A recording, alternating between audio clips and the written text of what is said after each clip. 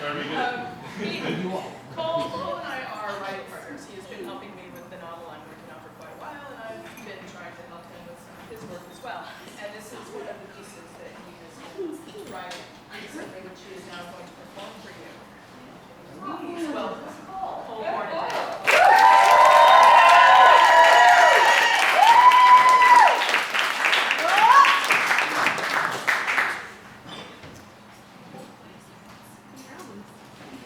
Sadly, none of my friends remember her real name. They simply refer to her as Crazy Bird Lady. Thanks to this experience, I harbor little trust for people with a fondness for tropical birds. I look at a tropical bird and I don't see feathered cuteness. I see its ancestors. I see raptors. The kind that like to chase and eat you.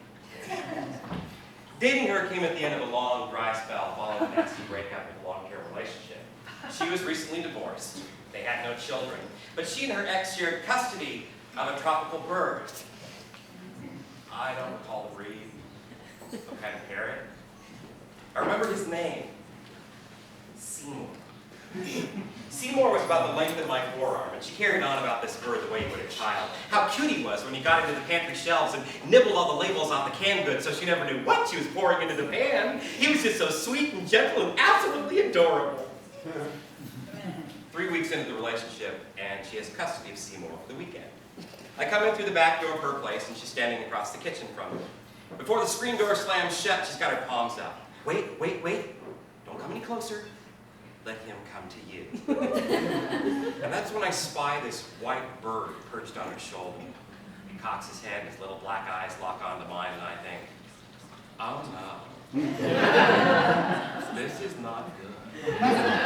Next I hear an explosion of feathers, and this little winged fury takes to the air. As he's swooping in on me, I hear her say, okay, don't make any sudden moves. Thrusting his little talons forward, Seymour sets his wings and drops down onto the top of my head. I can feel it, his little claws through my hair. See? He likes you! Well, he must have liked the taste of me, because I can feel his little pincer beak working its way through my hair and into my scalp. I hold my hands to my sides and I wait to see what he does next. I do believe the nibbling has turned to gnawing. But before I can be sure, she sweeps him off the top of my head. Well, we probably should get going. I'll just put him back in his cage and you guys can get better acquainted later. So, we go out to dinner, see a movie, come back, have sex. Yep.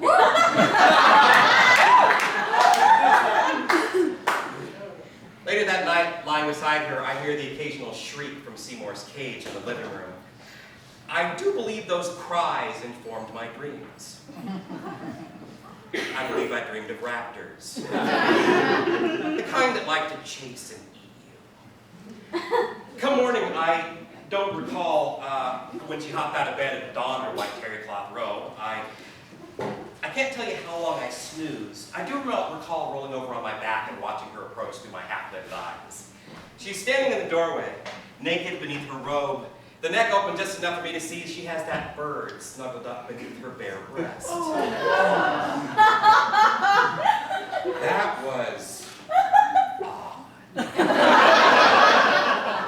Next I hear that familiar explosion of feathers. My eyes snap open, and through a blur of beating wings, I see Seymour bearing down on me once again. Landing on my bare chest, he does not miss a beat. He leans into my face and sinks his little obsidian beak into my right nostril. And this damn bird starts shaking his head back and forth like a dog worrying a bone.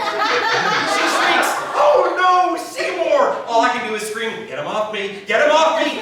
I don't dare touch him. I just dial up the volume of my cries because I know if I lay one hand on that damn bird, his little paper-thin bones are going to crumple in my hands like a wooden airplane. She comes charging into the room shrieking, Seymour, that bird! The second she sweeps Seymour into her arms and out of the room, I sit up and I cup my hands over my nose. I am swearing and my eyes are watering, and I can't tell you if the moisture on my fingers is tears or blood. It's both. She comes charging back into the room moaning, oh my God, I'm so sorry. He's never done anything like that before. I am clucking as she snatches some Neosporin from the medicine cabinet, proceeds to work it into my tiny wound until my eyes start watering all over again. I tell her, no, it's okay. No big deal. It happens. Animals can be very territorial. I'm an interloper here. It's okay. No harm, no...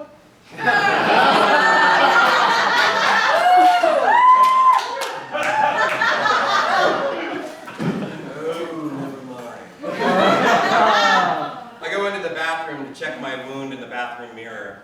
Surrounded by a hot red halo is a perfect little purple hole in my right nostril. If I wanted, I could run a nice diamond stud through it. Or maybe even a gold hoop. It's not really my style. I choose to let it heal over. The next weekend, Seymour's back with his daddy. And she and I are at a party together. I'm standing alone when the host approaches me. Looks me up and down and then eyes the tiny purple divot in my right nostril. So, I see you meant Seymour. Yeah. Don't you just hate that fucking thing?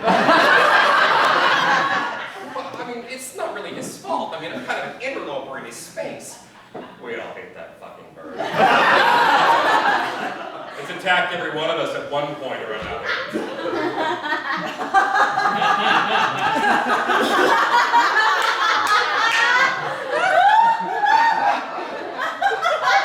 I take a sip of my wine and he turns to his other guests. 2 weeks later, I find an excuse to get out of the relationship that has nothing to do with her vicious fucking bird. No, really.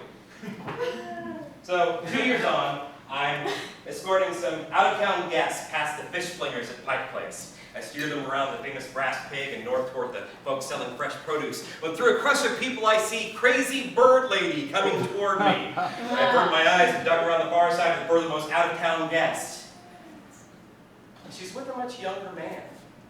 He leads her by the wrist. I notice his nose is pierced. It's a gold hoop. Before the crowd swallows them up, I'm certain I see a bright white feather dangling from his nose ring.